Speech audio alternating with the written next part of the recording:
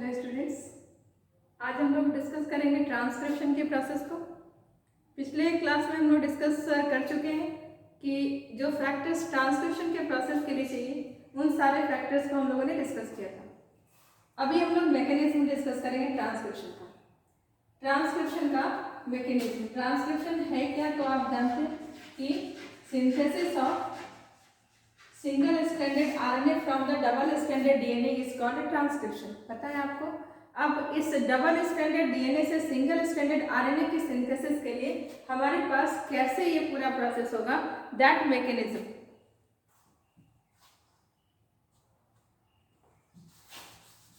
Is transcription. और अभी हम लोग उसी मैकेनिज्म को डिस्कस करेंगे। ट्रांसक्रिप्शन का प्रोसेस 3 स्टेप्स में कंप्लीट होता है। The process of transcription is completed in 3 main steps and these steps are first initiation, first step is initiation, second step is elongation and third step is termination. The process of transcription is completed in these 3 steps: initiation, elongation and termination. सबसे पहले initiation सुनते हैं। Initiation मतलब शुरुआत करना। कैसे शुरू होगा ट्रांसक्रिप्शन? देखो, हमारे पास डबल स्ट्रैंडेड डीएनए, इस डबल स्ट्रैंडेड डीएनए में वन स्ट्रैंड की polarity is 3' to 5' and another strands polarity is 5' to 3'। इस डबल स्ट्रैंडेड डीएनए से हमें सिंगल स्ट्रैंडेड आरएनए की सिंथेसिस करनी है। सो सबसे पहले शुरुआत होगी ट्रांसक्रिप्शन की तब जब आरएनए पॉलीमरेज आएगा और आरएनए पॉलीमरेज आकर के ट्रांसक्रिप्शन के प्रोसेस को शुरू करेगा। तो फर्स्ट इंपॉर्टेंट थिंग कि हमें आरएनए पॉलीमरेज को उस साइट पर लाना है जहां पर जिस जीन का हमें ट्रांसक्रिप्शन करना है। तो डीएनए एक लॉन्ग स्ट्रेच है, ये डबल स्ट्रैंडेड लॉन्ग स्ट्रेच है। इस पर कई सारे जीन्स प्रेजेंट हैं और इन कई सारे जीन्स में से जरूरी नहीं है कि सारे जीन्स का रिक्वायरमेंट, यानी सारे जीन्स जिस प्रोटीन को रेगुलेट कर रहे हैं उन सारे प्रोटीन्स का रिक्वायरमेंट साइमल्टेनियस है, बल्कि प्रोटीन अलग अलग टाइम पर अलग अलग प्रोटीन का हमारे बॉडी में रिक्वायरमेंट है। तो इम्पॉर्टेंट बात यह कि किस जीन का हमें ट्रांसक्रिप्शन करना है और कैसे हम पहचान करेंगे कि हमें कहाँ पर जाना है ट्रांसक्रिप्शन के लिए। तो हर डीएनए के पास हर जीन से पहले और बाद एक खास तरह का सीक्वेंस प्रेजेंट होता है जिसको प्रमोटर साइट और टर्मिनेटर साइट कहते हैं। इसी प्रमोटर और टर्मिनेटर के बीच में हमारे पास ये स्ट्रक्चरल जीन प्रेजेंट होता है। एक बात। दूसरी बात, अगर हम प्रोकैरियोट की बात कर रहे हैं तो स्ट्रक्चरल जीन के पास कई सारे प्रोटीन, यानी यहाँ पर कई सारे जीन्स, एक स्ट्रक्चरल जीन के अंदर कई सारे जीन्स हो सकते हैं if the DNA is of prokaryotes. So prokaryotic DNA, इसी के लिए prokaryotic DNA is called polycistronic. और अगर यूकैरियोट की बात हो रही है तो यूकैरियोट में यूकैरियोटिक डीएनए इज मोनोसिस्ट्रॉनिक। दोनों वर्ड का मतलब समझो। सिस्ट्रॉन इज जीन, यानी एक जीन वर्ड आपने सुना था, मेंडल ने फैक्टर कहा था।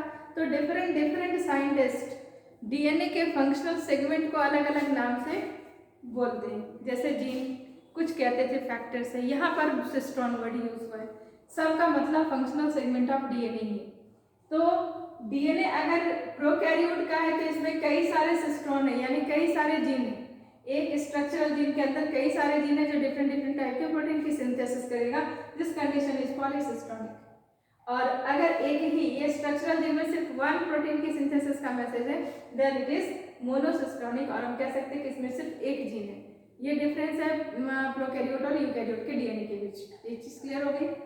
अब इनिशिएशन करने के लिए हमें आरएनए पॉलीमरेज चाहिए।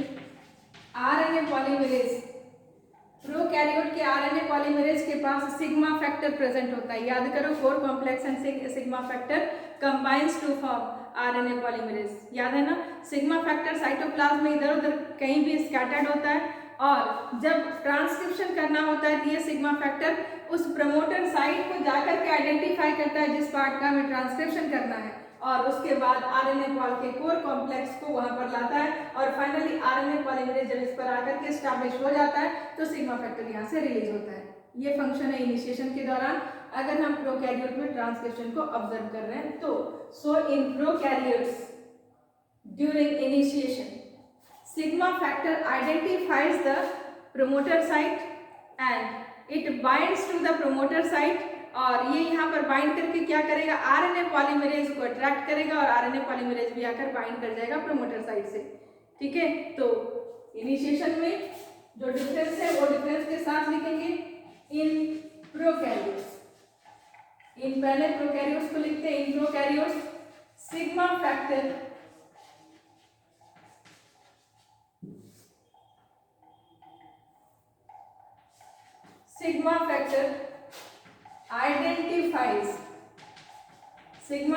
identifies the promoter.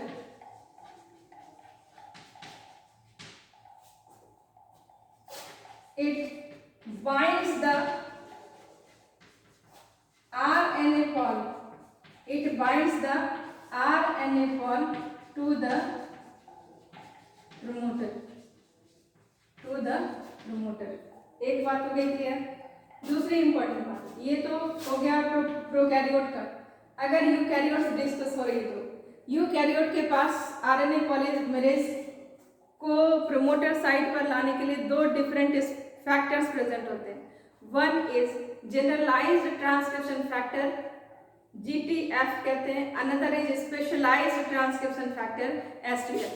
ये दोनों फैक्टर मिलकर के आरएनए पॉलीमरेज को प्रोमोटर साइट पर बाइंड करवाता है। So in eukaryotes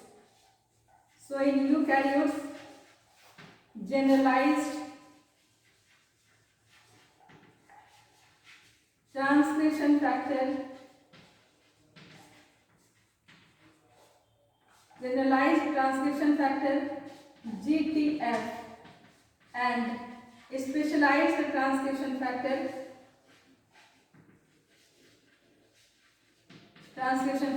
STF is present, which binds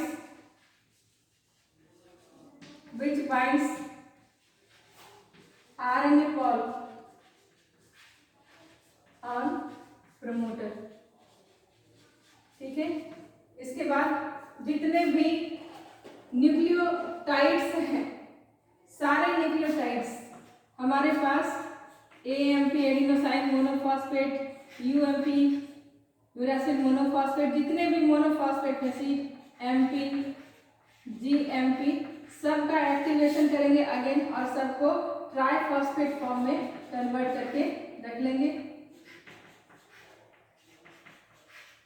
क्यों, ये भी आपको पता है, क्योंकि जब ये फिर से मोनोफॉस्फेट में जाएगा पॉलीमराइजेशन के दौरान तो ये इसके बॉन्ड टूटने से एनर्जी लिबरेट होगी और उस एनर्जी के हेल्प से हम फॉस्फोडाइस्टर बॉन्ड का फॉर्मेशन करेंगे। तो वो एक्टिवेशन ऑफ न्यूक्लियोटाइड्स भी यहाँ पर होगा। After that the second step starts and the second step is elongation.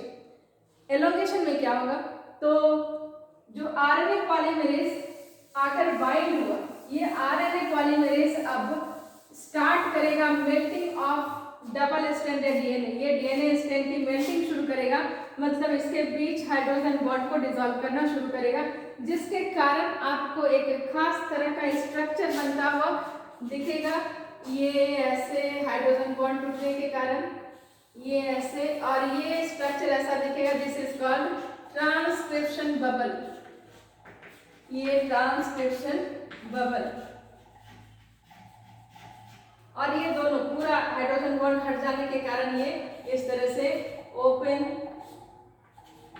Binary complex, ये ओपन बाइनरी कॉम्प्लेक्स का फॉर्मेशन करेगा 3' to 5', 5' to 3'। Clear.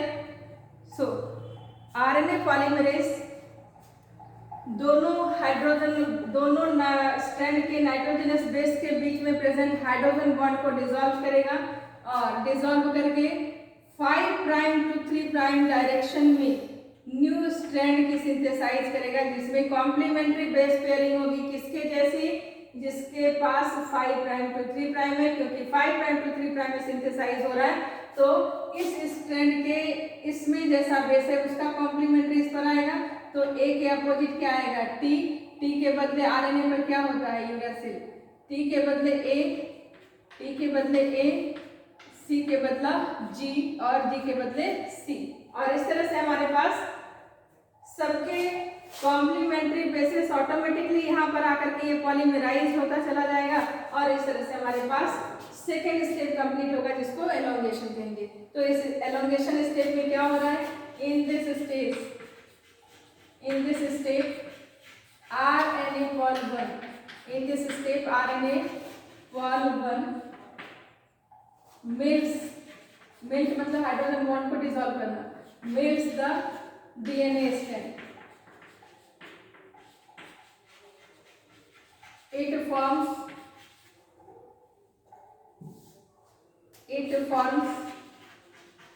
a temporary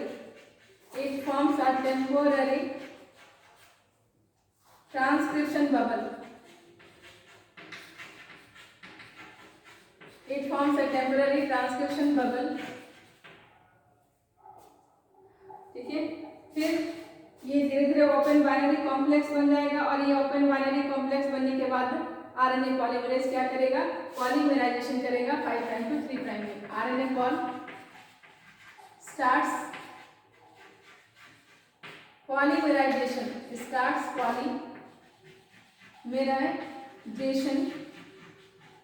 in which direction, 5 prime to 3 prime direction. ठीक है, और फाइनली ये पूरा synthesise हो जाएगा। दोनों में प्रोसेस सेम है, यानी जैसा हम प्रोकैरियोट्स में होगा सिमिलर यहाँ पर यूकैरियोट्स में होगा, यहाँ पर कोई भी दोनों में डिफरेंस नहीं होगा। क्लियर। नेक्स्ट स्टेप है termination. So last step is termination. Termination में जब ये पूरा न्यूक्लियोटाइड की कॉपी बन गई तो इसके बाद रो फैक्टर आएगा और ये रो फैक्टर प्राइमरी ट्रांसक्रिप्ट मतलब जो न्यूली सिंथेसाइज्ड आरएनए है उसको प्राइमरी ट्रांसक्रिप्ट कहेंगे, तो प्राइमरी ट्रांसक्रिप्ट को यहाँ से सेपरेट कर देगा, प्रोसेस कंप्लीट हो जाएगा। टर्मिनेशन क्या है, तो in this step row factor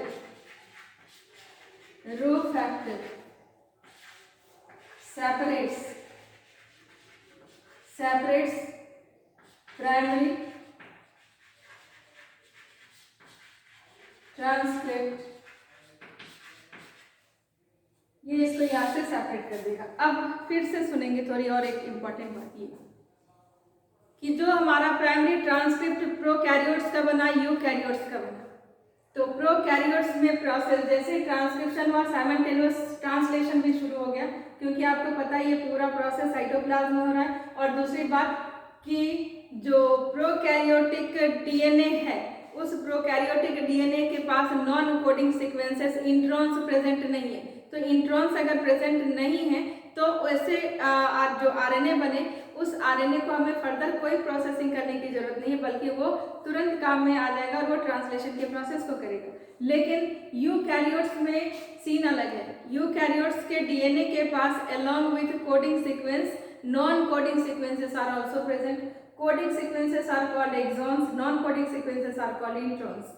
अब न्यूक्लियस के अंदर में हमने इस आरएनए को तैयार किया। इस बड़े से आरएनए के पास बहुत सारे नॉन कोडिंग सीक्वेंस भी ट्रांसक्राइब होकर के आ गए।